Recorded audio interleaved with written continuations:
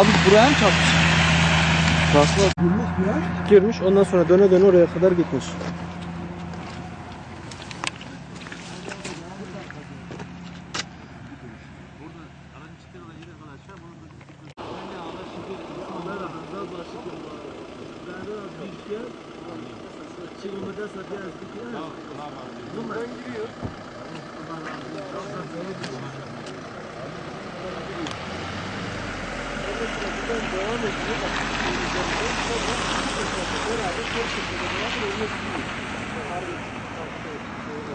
Ondan sonra sıktı üzerine.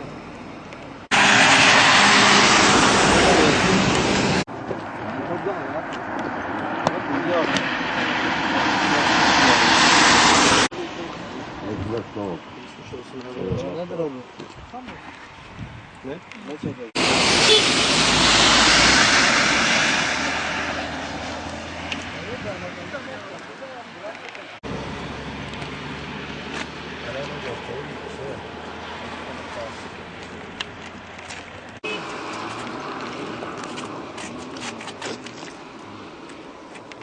Abi çocuğun acı